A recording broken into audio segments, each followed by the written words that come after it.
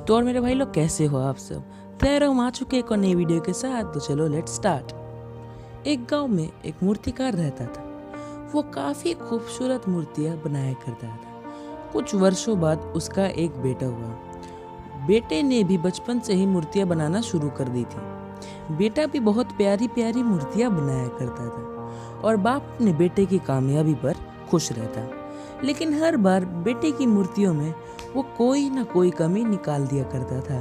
वो कहता था बहुत अच्छा किया है, लेकिन अगली बार इस कमी को दूर करने की कोशिश करना। बेटा भी कोई शिकायत नहीं करता था। वो अपनी बाप की सलाह पर अमल करते हुए अपनी मूर्तियों को और बेहतर करता रहता। इस लगातार सुधार की वजह से बेटे की मूर्तियाँ बाप से भी अच्छी बनने लगी और ऐसा टाइम भी आया कि लोगों ने बेटे की मूर्तियों को बहुत पैसे देकर खरीदने लगे, जबकि बाप की मूर्तियाँ उसी पहले वाली कीमत पर ही बिकती रही। बाप अभी भी बेटे की मूर्तियों में कमी निकाल ही देता, लेकिन बेटे को अभी अच्छा नहीं लगता और वो बिना मन के उन कमियों को स्वीकार करता, लेकिन फिर भी अपनी मूर्तियों में सुधार कर ही देता। एक टाइम ऐसा भी आया जब बेटे की सब्र ने जवाब दे दिया। बाप जब कमियां निकाल रहा था तो बेटा बोला, आप तो ऐसे कहते हैं पापा जैसे आप बहुत बड़े मूर्तिकार हैं। अगर आपको इतनी ही समझ होती तो आपकी मूर्तियाँ कम कीमत पर क्यों बिकती? आज से मुझे आपकी सलाह की ज़रूरत नहीं है, मेरी मूर्तियाँ परफेक्ट है।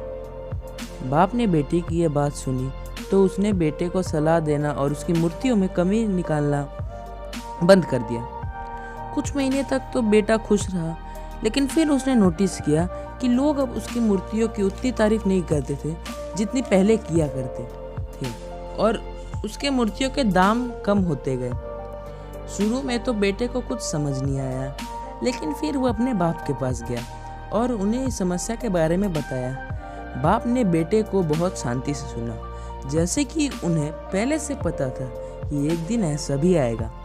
बेटे ने भी इस बात को नोटिस किया और उसने पूछा, क्या आप जानते थे कि ऐसा होने वाला है? बाप ने कहा, हाँ, क्योंकि आज से कई साल पहले मैं भी इस हालत से जाकर था। बेटे ने सवाल किया, तो आपने मुझे समझाया क्यों नहीं पापा? बाप ने जवाब दिया, क्योंकि तुम समझना नहीं चाहते थे। मैं जानता हूँ कि तुम्हारी जितनी अच्छी मूर्तियाँ मैं नहीं बनाता। ये भी हो सकता है कि मूर्तियों के बारे में मेरी सलाह गलत हो, पर ऐसा भी नहीं है कि मेरी सलाह की वजह से तुम्हारी मूर्तियाँ बेहतर बनी हो। लेकिन जब मैं तुम्हारी मूर्तियों में कमियाँ निकालता तो तब तुम अपनी बनाई मूर्तियों से सेटिस्फाई नहीं होते और तुम खुद को बेहतर करने की कोशिश करते थे, और वही बेहतर करने की कोशिश तुम्हारी कामयाबी का कारण था।